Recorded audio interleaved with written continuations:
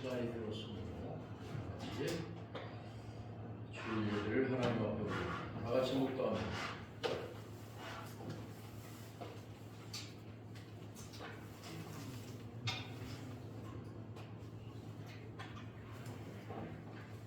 여호와는 나의 목자시니 내게 부족함이 없으리로다. 그가 나를 푸른 풀밭에 누이시며 쉴만한 물가로 인도하시는도다. 내 영혼을 소생시키시고 자기 이름을 위하여 의의 길로 인도하시는도다. 아멘. 전능하신 하나님, 오늘 복된 주일을 보낼 수 있도록 초청해 주신 것을 감사합니다. 크리스마스 감사 예배로 또 올릴 수 있도록 복 주신 것을 감사합니다. 우리 모두 하나님 앞에 예배할 때 신령과 진정으로 예배하게 하시고 오직 전해지는 말씀에 집중해서 삶의 근간을 이루는 우리 모두가 되게 하여 주옵소서. 마치는 시간까지 흑암의 세력들을 다 제하셔서 크신 영광 거두어 주옵소서. 예수님의 이름으로 감사하며 기도하옵나이다. 아멘. 다 같이 찬송가 38장 합니다.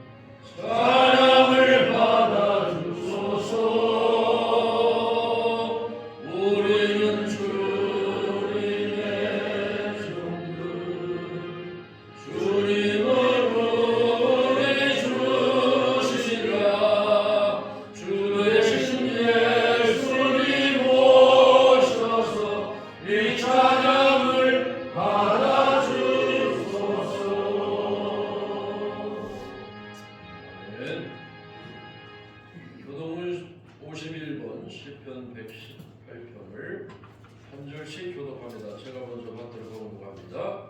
여호와께 감사하라. 그는 선하시며 그의 인자하심이 영원하미로다. 이제 이스라엘은 말하기를 그의 인자하심이 영원하다. 이제 아론의 집은 말하기를 그의 인자하심이 영원하다 할지로다. 내가 고통 중에 여호와께 부르짖었더니 여호와께서 돌아가시고 나를 돌보셨으리로다. 여호와는 내 편이시라. 내가 두려워하지 아니하리니 사람이 내게 어찌할까. 여호와께서 내 편이시라. 나를 돕는 자들을 있으니 그러므로 나를 미워하는 자들에게 부응하시는 것을 내가 보리로다.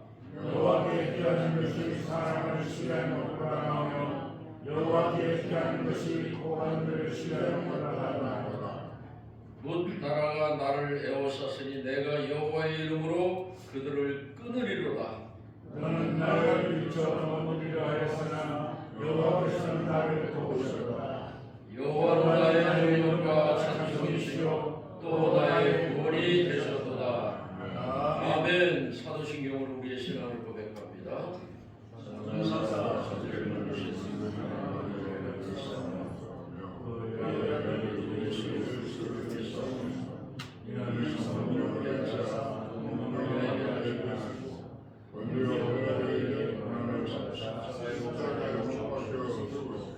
장사지 설만의 죽은 자가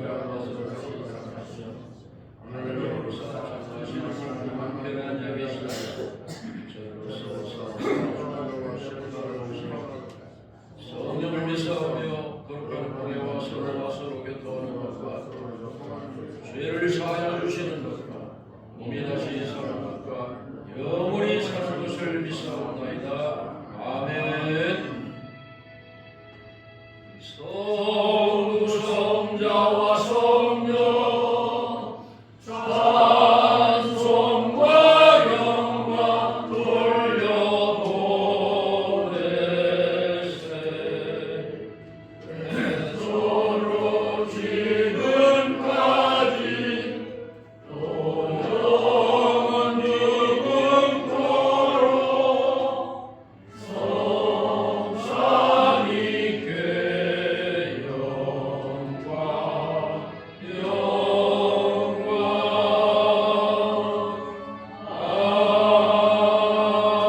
아멘. 유재근 목사님께서 예배를 위해서 대표 기도하시겠습니다.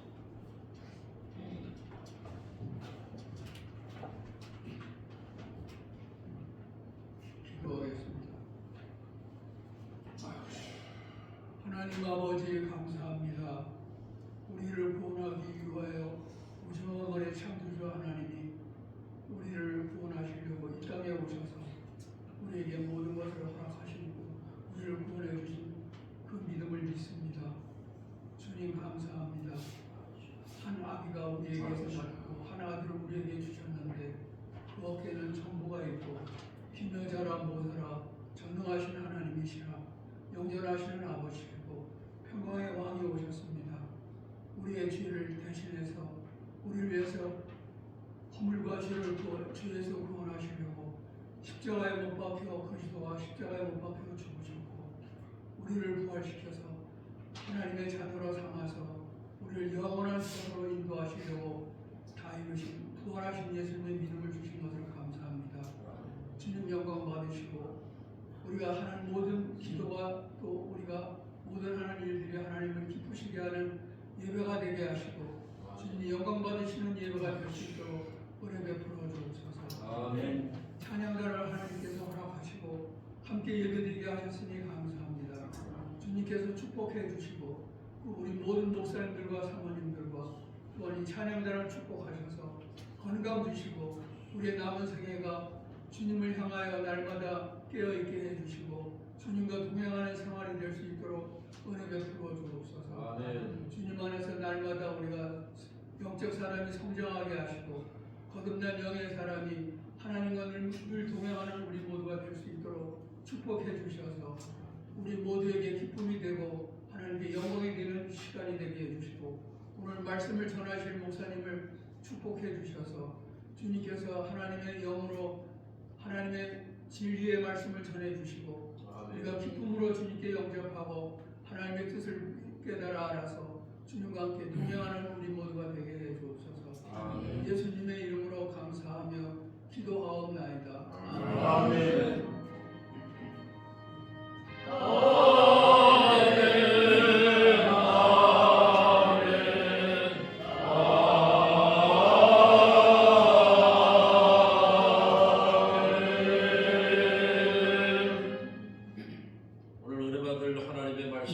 이사야 11장 1절에서 5절입니다. 다 같이 찾으시고 한 절씩 교독하도록 합니다. 제가 가진 성경 982페이지입니다. 이사야 11장 1절에서 5절 말씀.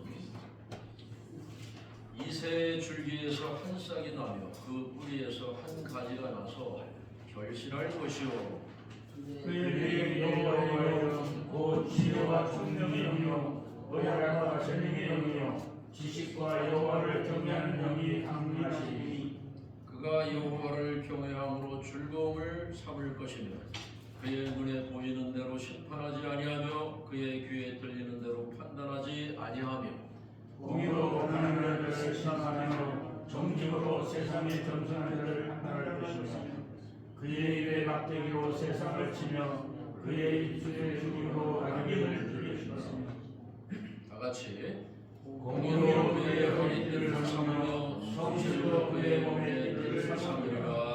아멘. 이제 한국 글로리아 앙상블 찬양단의 특별 찬양이 있겠습니다. 매년 이렇게 와주셔서 다시 한번 감사드립니다.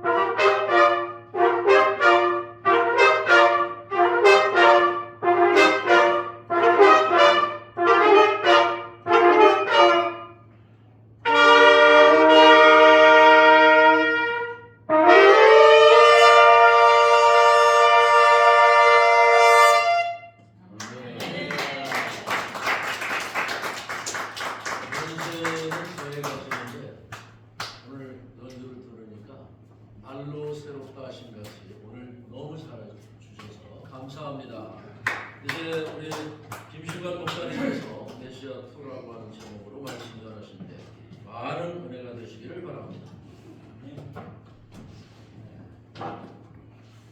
이 글로리아 찬양단 메시아 핸델의 메시아 마지막 부분 할렐루야 제일 어려운 그 곡을 연주해 주셨습니다. 너무너무 감사하고 80이 넘으신 우리 목사님들이 대부분이신데 현역들보다도 더 많이 연주하러 다니십니다.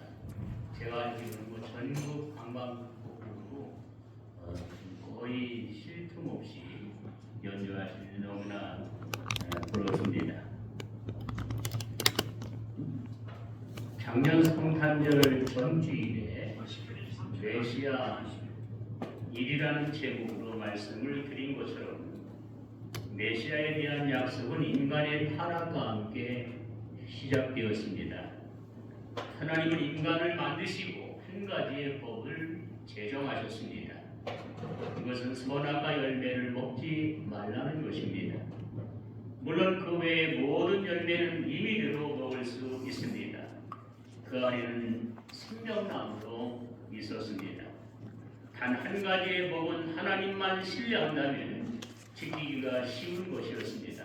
그러나 아담과 하와는 단 한 가지의 순종을 요구하시는 하나님의 사랑을 거부했습니다. 그리고 사탄의 형상인 뱀의 말을 더 신뢰하였고 선악과 열매를 따먹게 되었습니다.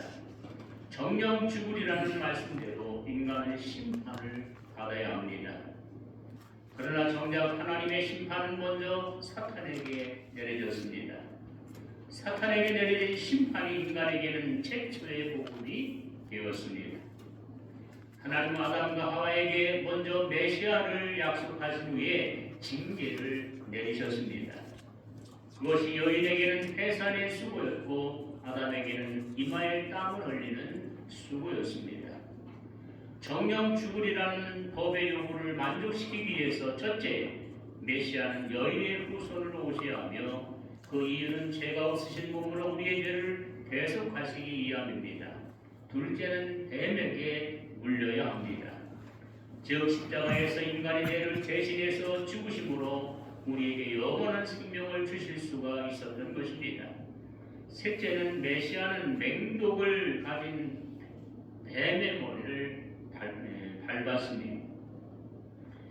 이것은 뱀에게 물려 죽으시지만 부활하셔서 사망에 대한 승리를 선언하시는 것입니다. 극한 형벌은 주님이 받으시고 정작 인간은 가벼운 징계만 주어진 것입니다. 제가 가볍다고 말하니까 해산의 고통을 어떻게 가볍다고 할 수 있습니까, 목사님? 목사님은 아기를 안 낳아보셔서 모르시고 그런 말씀하시는 겁니다. 당장 가볍다는 말씀을 취소해 주세요 하고 우리 사모님들은 무언의 항의를 할 수도 있습니다. 제가 가볍다고 하는 것은 지옥의 고통보다는 훨씬 가볍다는 말씀입니다. 영원토록 지옥의 불 속에서 죽지도 않고 산다고 생각해 보세요. 잠깐 배 아픈 것이 낫지 않겠습니까? 저희 어머니만 해도 8남매를 낳으셨고 12남매를 낳으신 분들도 제가 보았습니다. 그걸 보니까 지옥보다는 훨씬 가볍습니다. 우리 남자들에게 땀 흘리고 수고해야 가족을 먹여 살리는 것도 역시 가벼운 징계입니다. 아무튼 내 대신 죽으시러 오시는 메시아를 약속하시는데 문제는 오시는 방법입니다. 오늘 본문은 이사야 선지자가 예수님 오시기 700여 년 전에 예언한 말씀입니다. 메시아가 어떻게 오셨는지를 오시는지를 약속한 말씀입니다. 첫째, 메시아는 2세의 줄기에서 돋아난 싹으로 오신다고 했습니다. 1절 말씀 2세의 줄기에서 한 싹이 나며 라고 했습니다. 이미 인간의 타락과 함께 약속된 메시아는 아담의 많은 후손들 가운데서 한 족속을 택해야 서야만 했습니다. 그 사람이 바로 아브라함이었습니다. 아브라함의 아들 이삭은 독자이기 때문에 문제가 되지 않았지만 이삭의 아들은 둘이 태어났기 때문에 둘 중 한 사람을 정하셔야만 했고 그래서 둘째 야곱을 하나님은 택하셨습니다. 야곱은 어떤 사람입니까? 형 에서보다 더 이기적이고 약삭받은 사람입니다. 야곱이라는 이름의 뜻은 붙잡았다는 뜻과 함께 사기꾼이라는 뜻도 담겨져 있습니다. 사기꾼과 같은 야곱을 하나님께서 택하셨던 것입니다.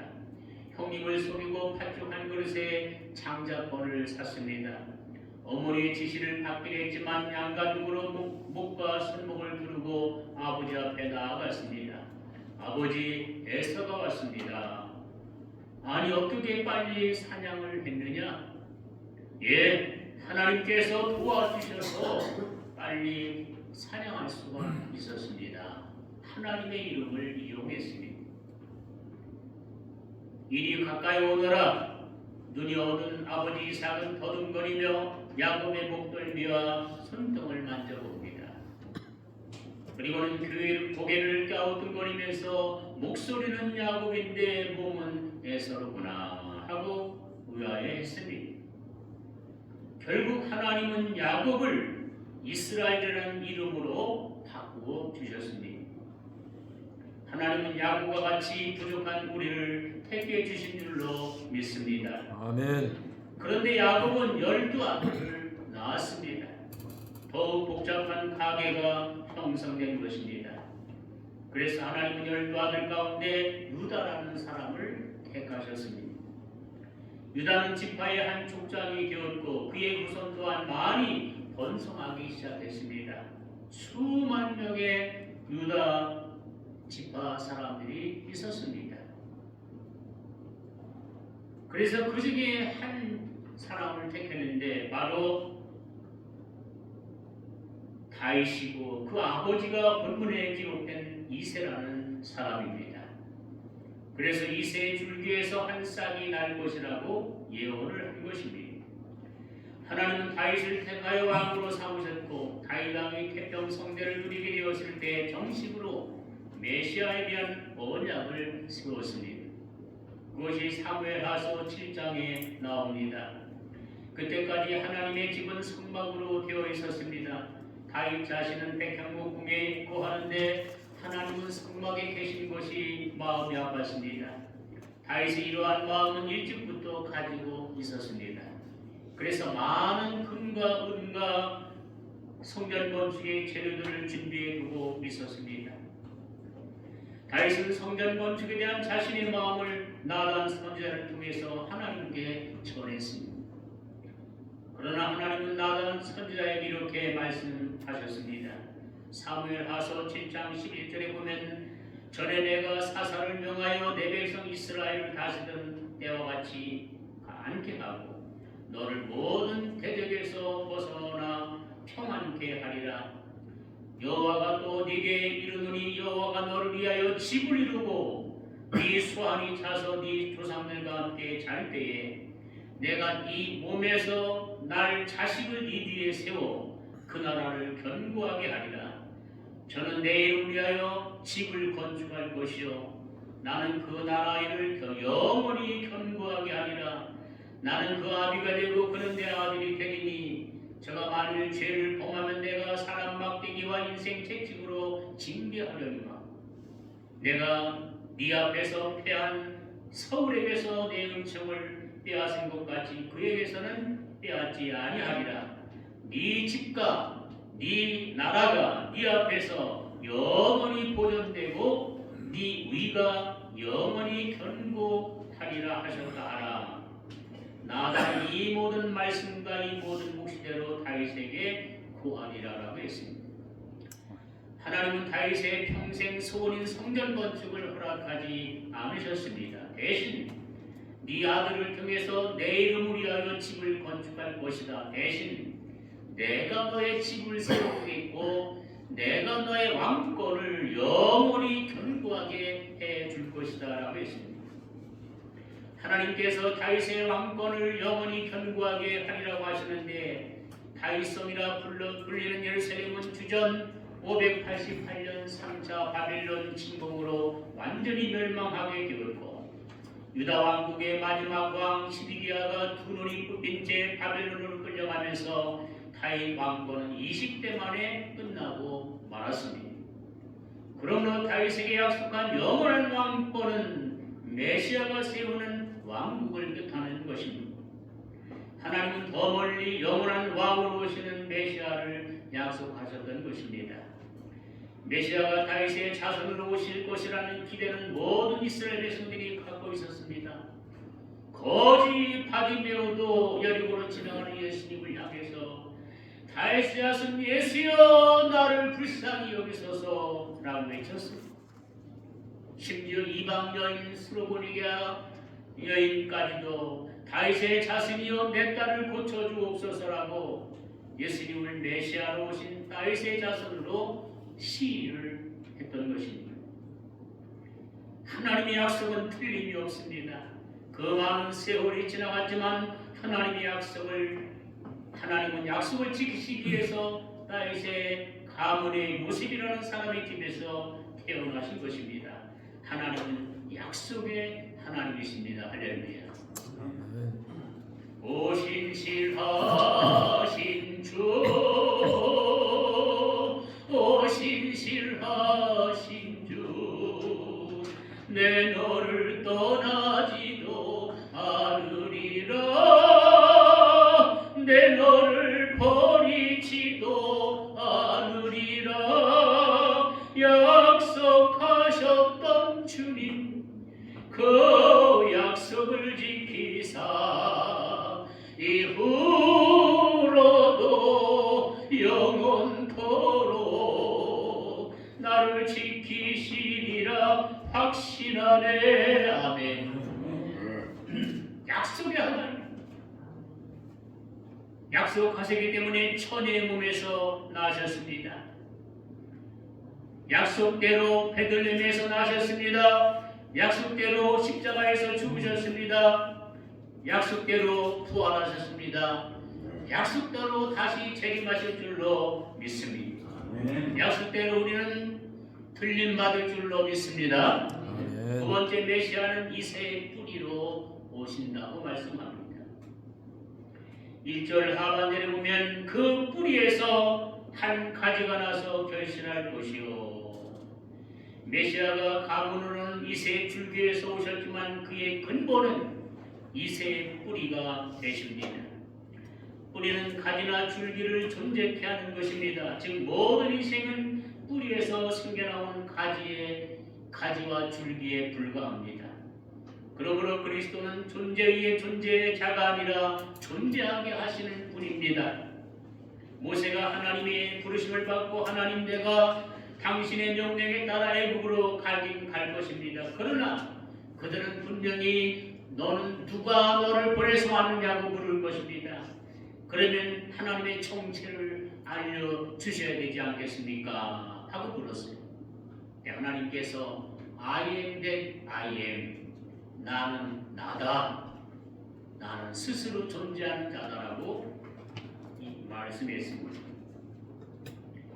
그렇습니다. 하나님은 누구에 의해서 존재하시는 분이 아니십니다. 스스로 영원전부터 영원까지 계신 분이십니다. 누군가에 의해서 존재하는 것은 피조물이지 창조주는 될 수가 없습니다. 창조주는 신비스러우신 분입니다. 그분이 만드신 만물에 대한 연구가 거듭되면 거듭될수록 그 신비의 폭은 넓어지고 더 깊이는 깊어질 것입니다. 휴먼 게놈 프로젝트에 대한 연구가 일찍부터 활발히 진행되고 있습니다.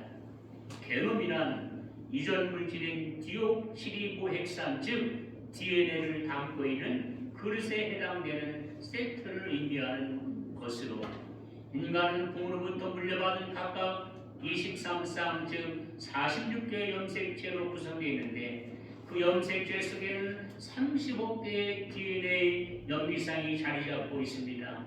이 엄청난 분량의 유전자 암호가 35개의 암호가 거의 다 해독이 되어간다고 합니다. 물론 완벽한 것은 아닙니다. 유전자 속에 담겨있는 정보가 너무 방대하고 너무 복잡하기 때문에 그렇습니다. 삼성전자가 3나노 메모리 반도체 칩을 세계 최초로 생산했습니다. 이것은 머리카락 5만 분의 1 두께의 선에다가 정보를 담는 기술입니다. 1cm의 사각 1cm에다가 16단의 단을 세워가지고 거기에 정보를 담는데 5만 분의 1 머리카락이면 눈에 보이지도 않잖아요. 메모리 반도체는 한국이 전 세계 1등입니다. D램이란 전원이 꺼지면 데이터가 사라지는 휘발성 메모리로 PC 서버와 스마트폰의 주 기억 장치로 쓰이며 CPU와 가장 가까운 위치에서 빠른 속도로 데이터를 주고받는 데 이용됩니다. 랜드 프레스란 전원이 꺼져도 저장한 정보가 사라지지 않은 비휘발성 메모리입니다. 주로 스마트폰이나 PC의 주 저장 장치로 활용됩니다. 그런데 지난 2분기에 삼성이 D램 시장 점유율이 세계에서 42.9%, 랜드 프레스가 36.9%고 또 SK 하이닉스는 D램 점유율이 34.5%, 랜드 플레스가 20.1%를 점유하고 있습니다. 그 D램은 77.4%가 전 세계에서 삼성과 SK가 지금 만들어내고 있고, 랜드 플래시는 60%를 만들어내고 있습니다. AI가 발전하면 발전할수록 저장할 수 있는 공간이 더 필요하기 때문에 한국의 반도체 산업은 더 발전할 것이 분명합니다. 우리 경제도 반도체 때문에 유지하고 있다고 해도 과언이 아닙니다. 대만 TSMC는 파운드리즈 위탁 생산 기업입니다. 비메모리 모바일 칩을 생산하는 세계 최대의 회사이지요. 아무튼 하나님을 닮은 인간이기 때문에 상상할 수 없는 작은 공간에 상상할 수 없는 엄청난 양의 정보를 담고 있습니다. 최첨단의 지식을 우리는 보고 있는 것입니다. 이제는 컴퓨터 없이는 아무것도 할 수가 없는 시대가 되었습니다. 컴퓨터도 중요하지만 정보가 내장된 프로그램이 없으면 무용지물입니다. 인류가 이것을 개발하기까지는 수없이 많은 실험이 있었고 계속적으로 축적된 기술이 끊임없이 발전해 온 것입니다. 그렇지만 하나님께서 만드신 프로그램에 비교하면 장난감에 불과합니다. 우리 세포는 눈에 보이지도 않는 작은 공간입니다. 그 안에 들어있는 DNA는 또 더 작은 공간입니다. 이 작은 공간에 30억 개의 유전자가 담겨 있다는 얘기입니다. 유전자 정보가 담겨 있는데 이것은 백과사전 1000건 분량에 해당되는 겁니다. 이걸 풀으면 수십만 건이 된다는 거예요. 자, 저 하나님 어마어마하십니다.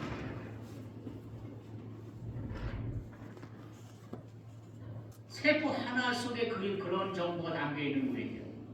근데 우리 몸에는 100조라는 세포가 있는데 그 100조 하나하나 속에 정보가 담겨 있는 거예요.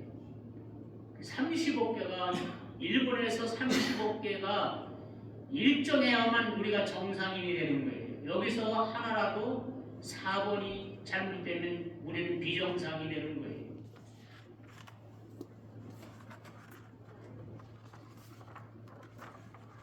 정보가 담겨있기 때문에 우리가 활동하는 겁니다. 지금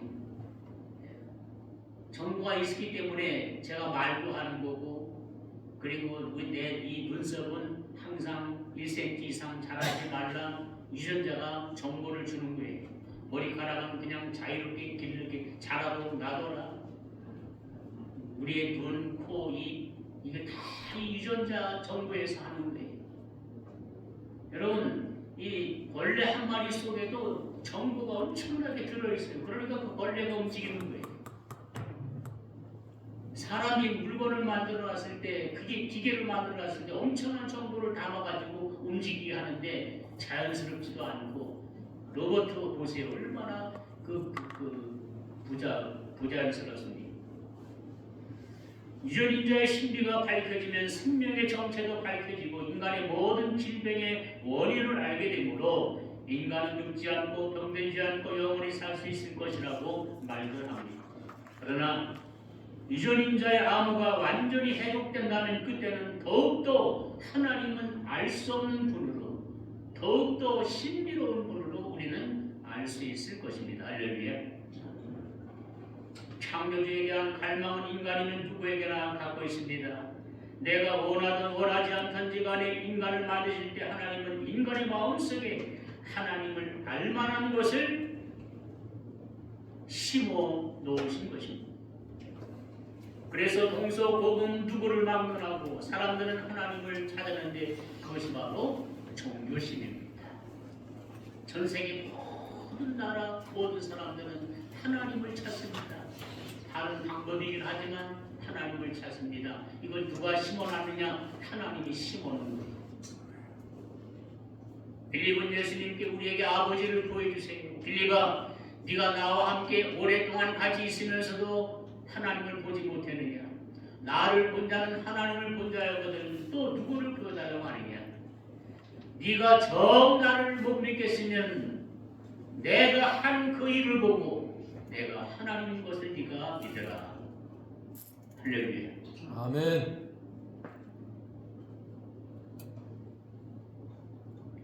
이 땅에서 하나님처럼 사신 분은 오직 예수 그리스도밖에 없습니다. 물론 내가 하나님이라고 주장한 사람들은 많이 있습니다. 그러나 하나님인 것을 증거한 사람은 예수님 한 분밖에는 없습니다. 예수님은 이스라엘 백성들이 충격을 받을 만한 말씀을 많이 하셨습니다. 유대인들이 가장 신성시하는 것이 뭡니까? 율법입니다. 성전입니다. 가장 존경하는 인물이 아브라함입니다. 이 세 가지를 예수님께서는 다 예수님만 못한 존재로 못한 것으로 선포하셨습니다. 성전을 헐라 내가 사흘 만에 짓겠다. 성전보다 더 거리가 여기 있다. 율법에는 이렇게 말했지만 나는 너에게 말하는 이렇게 하라. 아브라함이 그 전에 내가 있었다. 여러분 얼마나 이 놀라운 충격적인 말씀입니다. 이 세 가지 모두는 유대인에게는 사형에 해당되는 말씀입니다. 왜냐하면 하나님밖에는 하실 수 없는 말씀이기 때문입니다. 예수님께서 이 말씀을 하신 것은 자신이 하나님이셨기 때문인 줄로 믿습니다. 요한복음 1장 1절에 태초에 말씀이 계시니라. 이 말씀이 하나님과 함께 계셨으니 이 말씀은 곧 하나님이시니라. 그가 태초에 하나님과 함께 계셨고 만물이 그로 말미암아 지은 바 되었으니 지은 것이 하나도 그거 없이는 된 것이 없느니라고 말씀했습니다. 요한복음 1장 14절에 말씀이 육신이 되어 우리 가운데 거하시네. 우리가 그 영광을 보니 아버지의 독생자 영광이요 은혜와 진리가 충만하더라. 요한복음 1장 18절 본래 하나님을 본 사람이 없으되 아버지 품속에 있던 독생하신 하나님이 나타내셨느니라. 메시아이신 예수님은 창조주 하나님이십니다. 이 모든 만물이 예수님으로 말미암아 만들어진 것입니다. 그래서 본 말씀 속에도 여호와의 신 곧 지혜와 총명의 신이요 모략과 재능의 신이요 여호와를 경외하는 신이 그에 강림할 것이요라고 했습니다. 오시는 메시아는 여호와이시지만 육신을 입고 오시기 때문에 겸손히 여호와를 경외하는 신으로 오신다고 오늘 본문에 말씀하고 있습니다. 마지막 세 번째입니다. 메시아는 심판의 주로 오십니다. 4절 말씀을 보면 공의로 가난한 자를 심판하며 정직으로 세상에 겸손한 자를 판단할 것이며 그의 입에 막대기로 세상을 치며 그 입술의 기운으로 악인을 죽일 것이며 라고 했고 3절에 보면 그가 여호와를 경외함으로 즐거움을 삼을 것이며 그의 눈에 보이는 대로 심판하지 아니하시며 그의 귀에 들리는 대로 판단하지 아니하며 라고 했습니다. 이스라엘 백성들은 메시아가 오셔서 당장 악인들을 심판하시고 자신들을 억압해서 구원해 줄 것으로 믿고 있었습니다. 그러나 메시아는 눈에 보이는 대로 심판하지 않으셨습니다. 눈에 보이는 대로 심판하기로 말한다면 주님 앞에 설 사람이 한 사람도 있겠습니까? 사람들은 보이는 대로 판단하고 정죄합니다. 가늠한 여인을 사람들은 개처럼 끌고 왔습니다. 그리고 예수님께 힐을 했습니다. 이 여인이 간음했습니다. 현장에서 목격한 두 사람을 데리고 왔습니다. 이 여인을 어떻게 할까요? 돌로 내리칠까요? 아니면 당신 말씀대로 용서하고 돌려보낼까요? 그들은 예수님을 공경에 빠뜨리기 위해서 그렇게 말한 것 뿐이지 그녀를 용서한다는 생각은 추호도 없었습니다. 당연히 율법대로 처단하려고 그녀를 데려온 사람들입니다. 그들은 예수님이 입에서 이런 어떤 말씀을 하셔도 걸고 넘어질 방안을 생각해냈다고 속으로 태제를 불렀던 것입니다. 이 여인을 용서하고 돌려보내라고 말씀하면 당장 그들은 예수님을 율법 범법자로 몰아붙일 것입니다. 이 여인을 율법대로 돌로 치라고 말하면 당신의 사랑과 용서의 가르침은 거짓이라고 쏘아낼 것입니다. 이럴 수도 없고 저럴 수도 없는 상황입니다. 그러나 주님은 지혜와 총명의 신으로 오셨습니다. 잠깐 그들로 생각할 틈을 주시기 위해서 땅바닥에 글을 쓰셨습니다. 주님이 글을 썼다는 곳이 한 군데밖에 없습니다. 그것도 땅바닥에 글을 쓰신 것입니다. 그렇지만 주님의 무수한 많은 대필자들이 그분에 관해서 또는 그분의 뜻을 담은 책들을 도서관에 가득 메우고도 남을 만큼 많이 남겼습니다. 과연 예수님께서 땅바닥에 어떤 글을 쓰셨겠는가 하고 궁금해하는 사람들이 있습니다. 어떤 분은 예수님 바로 옆에서 씩씩거리는 주동자의 죄를 썼을 것이고 그것을 본 주동자가 먼저 돌을 던지고 도망쳤을 것이라고 말합니다. 예수님은 말씀하셨습니다. 너희 중에 죄 없는 자가 먼저 이 여인에게 돌로 쳐라. 여지없이 무너지는 예수님의 꼴을 보려고 기대했던 사람들은 전혀 예상치 못했던 대답을 하시자 당황했습니다. 그들은 서로의 눈치를 살피다가 한 사람씩 그 자리를 도망쳤습니다. 이제 예수님 앞에는 사형에 해당하는 죄를 지은 여인이 가련하게 흐느껴 울고 있었습니다. 이제 돌을 들어 심판하실 분은 죄가 없으신 예수님 한 분밖에는 없습니다. 그런데 예수님께서 나도 너를 정죄하지 않겠다. 돌아가서 다시는 죄를 짓지 말라고 말씀하셨습니다. 메시아는 들리는 대로 판단치 아니하셨습니다. 우리는 듣기만 하고도 재판관 노릇을 못잘합니다. 남의 말을 듣고 쉽게 판단하고 정죄하고 비난하는 사람은 한쪽 말만 듣고 판결을 내리는 재판관과도 같습니다. 얼마나 무모하고 어리석은 재판관입니까? 재판에 자격이 있어도 듣기만 하고서는 판단할 수 없는데 하물며 자격도 없는 사람들이 듣는 대로 판단한다면 하나님께서 얼마나 웃으시겠습니까?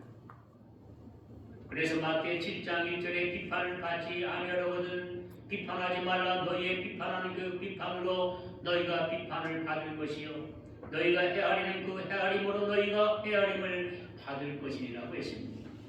우리는 판결에 자격이 없습니다. 재판관은 오직 하나님 한 분이십니다. 그 아들 예수 그리스도이십니다. 예를 들어 보겠습니다.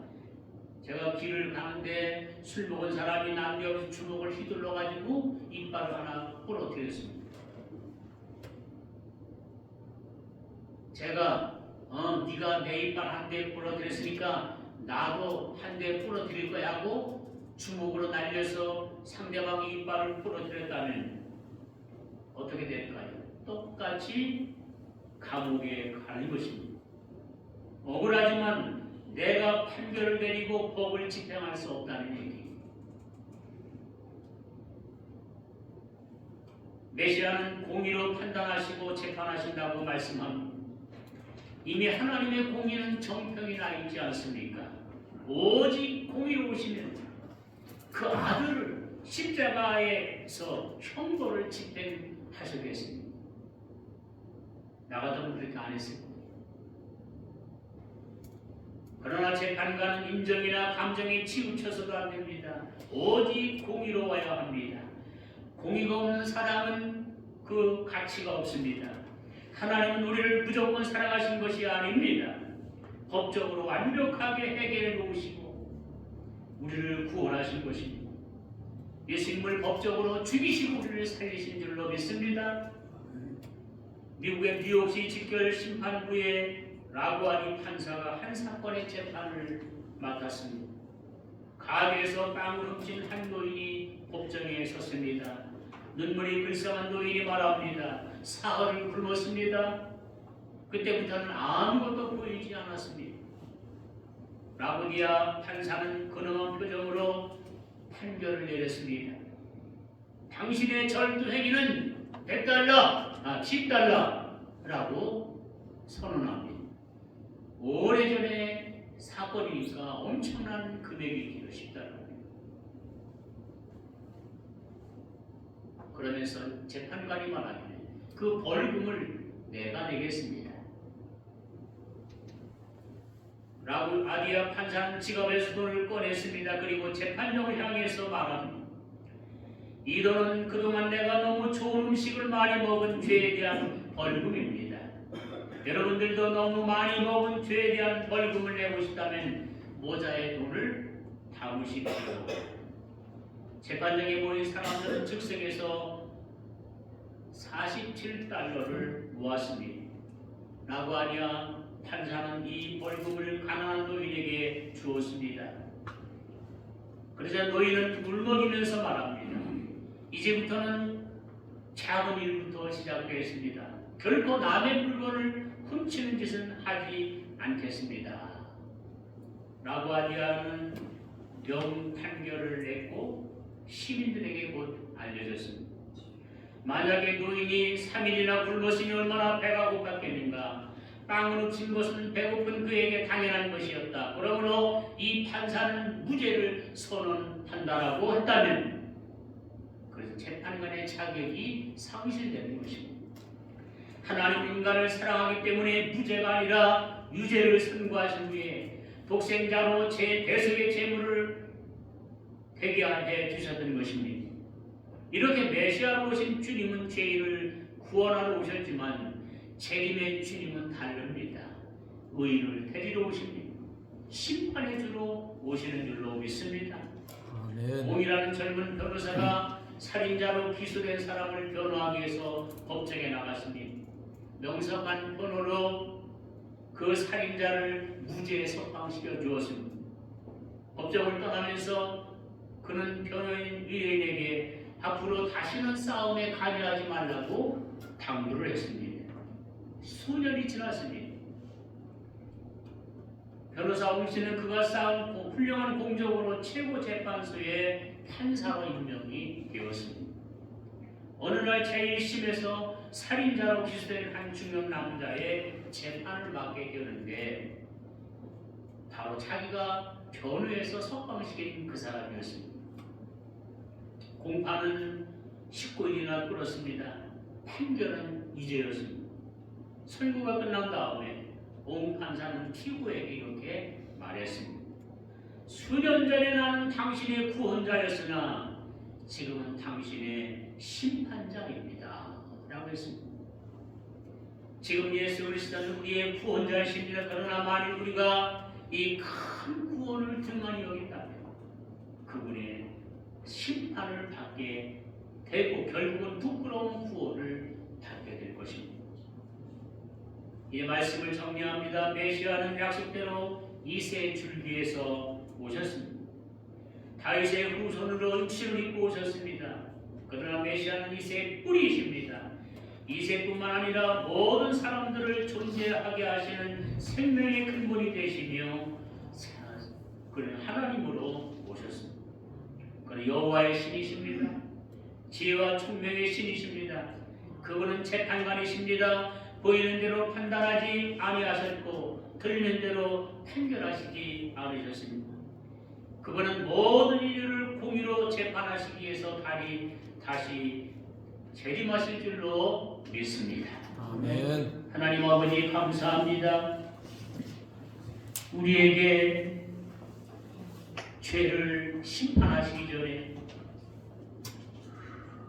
최초의 복음 독생자를 복음으로 주셨고 우리를 법대로 징계하시기 전에 그 징벌을 우리 예수님께 돌리심으로 우리를 구원하신 하나님을 찬양합니다.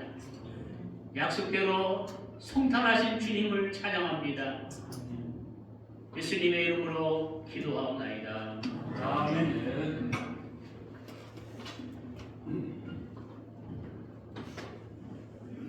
악이 난무하는 이 시대에 매우 감사한 말씀을 전해주셔서 많은 은혜가 되셨을 줄로 믿습니다.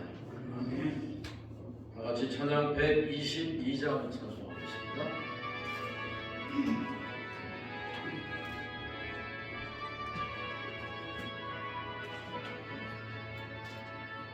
오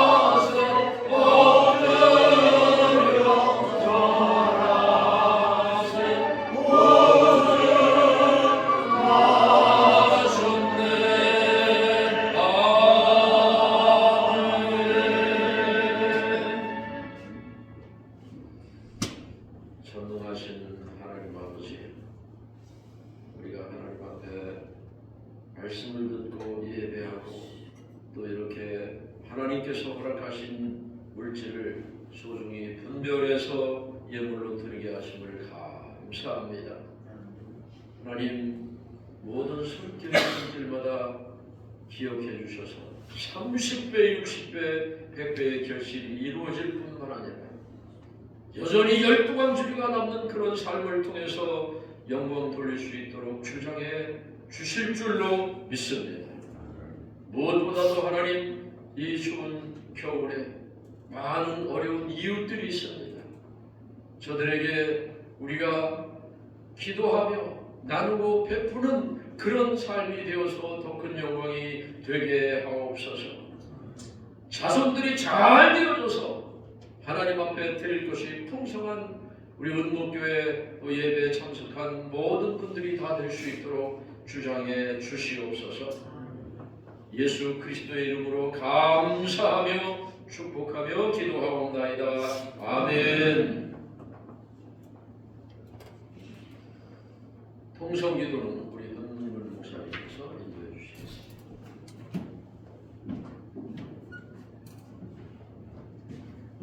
새해는 통성기도하는 시간입니다. 국가와 민족을 위해서, 지구촌 교회들과 부흥을 위해서 우리 전목회 동료 또 찬양하는 위해서도 기도해 주시면 좋겠습니다. 주의 일 찬하고 함께 기도하겠습니다. 주여! 거룩하시고 자비하신 아버지 하나님, 국가와 민족을 위해서 아버지를 기도하는 아버지 하나님을 쉬지 않도록 도와주시기를 원합니다. 기도를 쉬는 죄를 원치 않게 하셔서 나라와 민족이 바르고 정직하게 아버지 하나님의 정치되어지고 이제 아버지 하나님의 문화 그리고 아버지 하나님의 그 사회의 전반의 모든 문제들이 구워진 것들이 바로 되어지는 놀라운 역사가 있어지게 하여 주시옵소서. 사랑의 많으신 아버지 하나님의 지구촌 교회들과 아버지 모든 교회들의 부흥과 성장을 위해서 아버지 기도하는 귀한 시간 허락하여 주옵소서. 날마다 교회들을 위해서 기도하며 이제 아버지 부흥과 성장을 위해서 기도하는 그런 아버지를 은혜로 허락해 주시기를 원합니다. 우리 아버지 하나님, 우리 은목교회를 하는 주도 기억하시고 이제 아버지 하나님 오늘 연로한 가운데서도 저희들이 목사님 사모님들이 모여 함께 예배합니다. 저희들이 예배의 기쁨과 즐거움을 하나님께 영광을 돌리는 우리 기간들이 허락하셨사오니 이 자리가 영광되게 하옵시며 늘 기도하는 우리 목사님 사모님들이 되게 하여 주옵소서. 하나님 아버지 또한 이제 찬양단이 함께 와서 아버지의 저희들에게 아주 좋은 아버지의 즐거운 시간을 허락하셨사오니 찬양단이 가는 곳마다 하나님의 영광이 드러나게 하여 주시옵소서. 거룩하신 아버지 하나님, 오늘도 저희들에게 예배의 기쁨을 허락하심을 감사합니다. 하나님 아버지, 저희들 우리 은목교회가 날마다 기도하게 하시고 날마다 즐거움과 감사함으로 예배하게 하신 것 감사합니다. 오늘 특별히 이제 한국 글로리아 찬양 선교단을 하나님께서 보내주셔서 하나님 저희들 기쁘게 이제 예배하게 되어짐을 인하여 감사를 드립니다. 가는 곳마다 즐거움과 기쁨과 그 아버지 하나님의 영광스러움이 증거될 수 있도록 도와주옵소서. 감사를 드리며 예수님의 이름으로 기도하옵나이다. 아멘.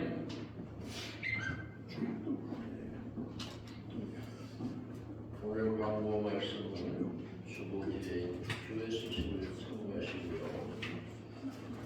여기까지 넘어갈 게 있는데 먼저 우리 암상을 찬양단 이렇게 와주셔서 감사드리고 우리 다 같이 박수로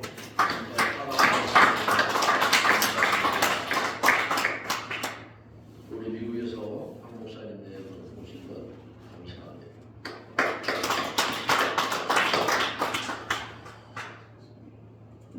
25일 크리스마스 예배는 본 예배당에서 11시에 성찬식과 함께 발행되니까 많이 참석해 주시고 또 주변에 소개할 분들 계시면 잘 소개하셔서 우리 은목교회가 더욱 빛날 수 있도록 해주시기를 부탁드립니다. 오늘 참석하신 우리 찬양단 목사님들, 장로님들께서도 우리 은목교회를 잘 소개해 주셔서 은퇴하신 분들, 집에 계신 분들은 오실 수 있도록 안내 좀 잘 해주시기 부탁드립니다. 28일 마지막 주 예배는 영종도에 우리 오 목사님께서 이사를 하셨는데 집들이 겸 거기 가서 예배를 드리고 또 우리 오 목사님께서 특별히 잔치를 배설해 주신다고 해서 얼마나 감사한지 28일 날은 영정 우목사님 댁으로 가는데 제가 우리 은목교회 사이트에 주소를 넣어드릴 거고요. 또 차편이 마땅치 않으신 분은 제게 연락을 하시면 저나 우리 현문권 목사님한테 연락하시면 카풀을 내서 모시고 가도록 할 거니까 그렇게 해주시기를 부탁드립니다. 2026년도 우리 은목교회 조직 개편이 새롭게 됐는데 이제 신임 총무 목사님께서는 김신관 목사님이 총무로 섬기시면서 수고해 주시기로 하셨고요. 또 현문권 목사님께서 회계로 수고해 주시겠고 또 우리 은목교회 운영위원회는 해체를 하고 왜냐하면 담임 목사님들이 많이 안 계시기 때문에 우리 그냥 다 같이 공동회의를 하자 이렇게 해서 합의를 봤습니다. 그래 잘 된 것 같습니다. 뭐 몇 분 되시지도 않는데 너도나도 다 참여해서 함께 토론하는 문화를 잘 정착시키는 2026년 우리 은목교회가 되기를 간절히 바랍니다. 오늘 점심은 옆에 베테랑에서 만찬을 준비했으니까 가서 한 번도 빠지지 마시고 가서 잘 드시고 좋은 시간이 되시길 바랍니다. 감사합니다. 우리 마지막으로 찬송 635장 1절만 찬양하고 축도로 무대를 마치겠습니다. 다 같이 일어나셔서 1절만 찬양합니다.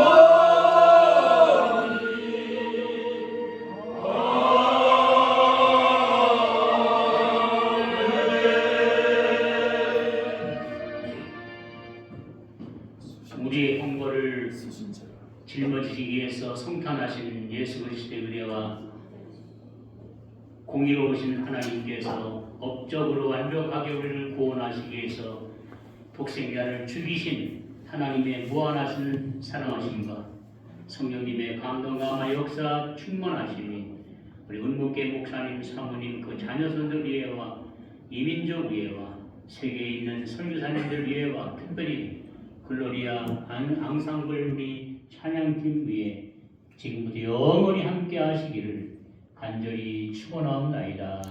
아멘.